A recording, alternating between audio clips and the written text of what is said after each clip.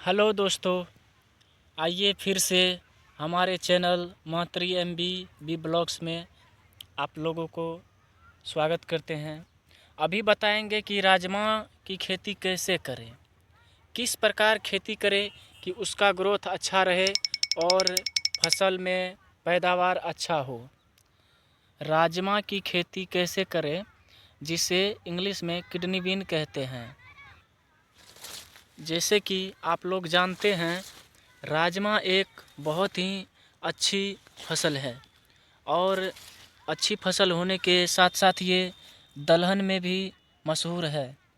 हालांकि ये मटर से लाख गुना अच्छा भी होता है। किसान भाइयों, आपको बता दें कि राजमा की जो खेती है वो रबी और खरीफ दोनों ही सीजन में किया जा सकता है। और आपको बता दें कि धूप का जो तापमान होता है वो रबी ऋतु में थोड़ा नरम होता है और कम होता है। इसी की वजह से हम सब जो राजमा की खेती करते हैं वो रबी ऋतु के सीज़न में ज़्यादा करते हैं। और यह मेरे ख्याल से या कि आप लोगों के भी ख्याल से हर एक क्षेत्रों में किया जाता है। और आपको बता दें कि राजमा की जो खेती होता है वो खास करके महाराष्ट्र, उत्तर प्रदेश, मध्य प्रदेश, यूपी और हमारे बिहार में भी इस पे काफ़ी जोर दिया जा रहा है, क्योंकि इस फसल का जो पैदावार होता है वो काफ़ी ज़्यादा ग्रोथ करता है और काफ़ी अच्छी फसल होती है।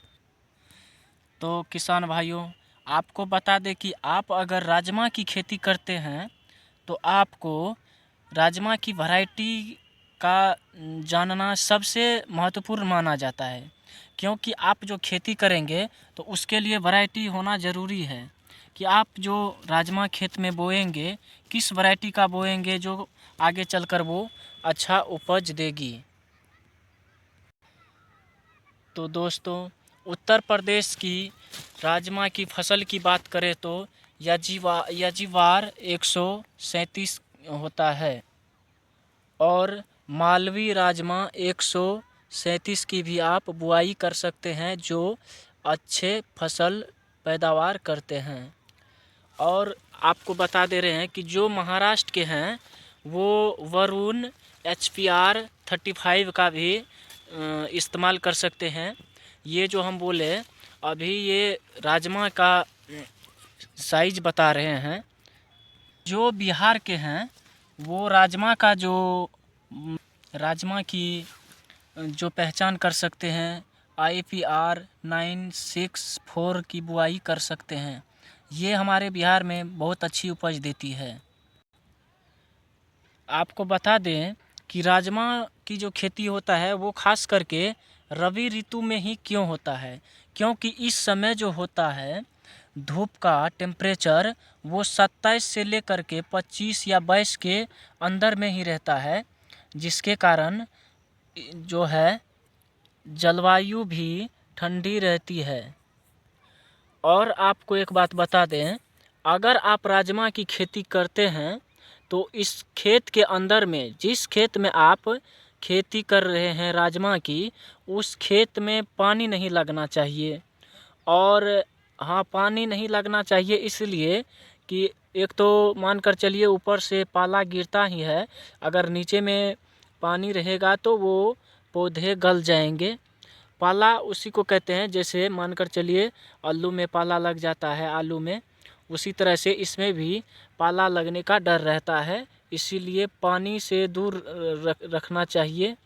और इस पे पाला जो लगता है उसके लिए जो स्प्रे करने के लिए दवाई आता है उसका छिड़काव करना चाहिए इस पे। किसान भाइयों, अगर आप भी कहीं राजमा की खेती करने के लिए सोच रहे हैं तो जैसे आप खेती करने के लिए तैयार हो जाएंगे तो खेत को पहले अच्छी तरह से जुताई करना है। ट्रैक्टर के हल से या कोई भी हल से हो, उसको अच्छी तरह से जोतना चाहिए ताकि राजमा का जो बीज होता है वो थोड़े बड़े होते हैं, 1 इंची या 1.25 इंची के आसपास होते हैं। तो इसलिए आप जब भी खेती करने के लिए सोचे तो उसको पहले खेत जो है उसको पहले अच्छी तरह से जुतवाएं या तैयार करें। खेत जब पूरी तरह से तैयार हो जाए तो उसके बाद जो है खेतों में जैविक खाद ज़रूर दें।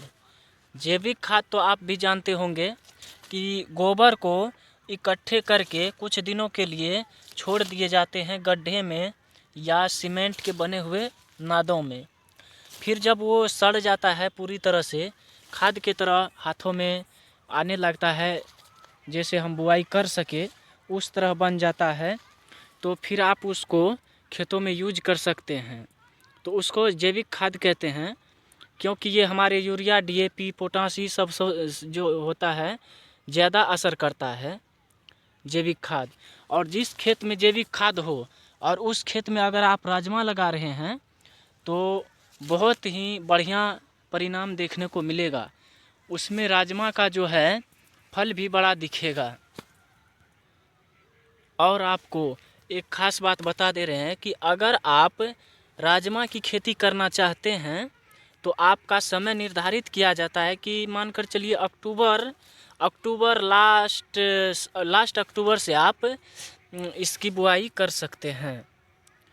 और आप अक्टूबर से लेकर के लास्ट दिसंबर तक में आप इसकी बुआई कर सकते हैं, तब जाके नॉर्मल धूप और ठंडा भी पकड़ा जाएगा। अगर आप लेट करके बोते हैं तो आगे फरवरी मार्च में धूप पकड़ा जाएगा, फिर दिक्कत हो जाएगा, फल कमज़ोर पड़ जाएगा। हमारे बिहार में ज़्यादातर अक्टूबर से लेकर के दिसंबर लास्ट तक में सभी किसान भाई जो है वो राजमा की बुआई कर लेते हैं। और आपको बता दे रहे हैं कि ये जो बीच में आप लाइनिंग और गैप देख रहे हैं, ये जो आप देख रहे हैं, मेरे गांव के तरफ या हमारे बिहार की तरफ इस तरह से अधिक बोया जाता है। आपके तरफ जैसा बोया जाता है वैसा आप बो दीजिए। और हमारे तरफ इस तरह से बोया जाता है कि रस्सी पे नाप लिया जाता है कि लाइन में जो है 8 इंची पर एक पौधा लगाया जाएगा। और आपको बता दें कि ये जो आप लाइनिंग देख रहे हैं, ये लाइन बाय लाइन का जो आप लाइनिंग देख रहे हैं, इससे समझिएगा। ये जो आप लाइन के बाद लाइन देख रहे हैं, ये लाइन के बाद लाइन, ये जो गैप दिख रहा है, ये इसके बाद ये लाइन, इसके बाद ये लाइन, वो है 12 इंच पे। और लाइन में जो है, इसके लाइन में जो ये दिया हुआ है वो 8 इंच पर बोया गया है। और आपको बता दें, आप जब भी राजमा की बुआई करें तो उसमें जैविक खाद देने का ज़्यादा प्रयास करें, क्योंकि इससे क्या होता है, इससे हमारे राजमा की ग्रोथ भी बढ़ता है और उसके साथ जो है पौधे भी अच्छे होते हैं, फल भी बड़े होते हैं और फल भी ज़्यादा लगते हैं। इसीलिए आप जैविक खाद का ज़्यादा से ज़्यादा प्रयोग करें तो वो आपके पौधे के फसल के लिए या ग्रोथ के लिए बहुत ही अच्छा रहता है। अभी तो हमारे खेतों में फल नहीं लगा है, ना अभी फूल आया है। जैसे ही फूल और फल आएगा तो हम फिर अगले वीडियो में आपसे मिलेंगे। और अगर आप हमसे फिर मिलना चाहते हैं तो सब्सक्राइब कर दीजिए और लाइक कर दीजिए। बेल बटन को दबाना ना भूलें, क्योंकि उससे आपको मेरे वीडियो का नोटिफिकेशन मिलता रहेगा। और जैसे ही हम वीडियो डालेंगे वो पता चल जाएगा आपको कि हाँ वीडियो बन चुका है, जो आगे बताएंगे। और अगले वीडियो में इसके बाद बताएंगे। जय हिंद, जय भारत।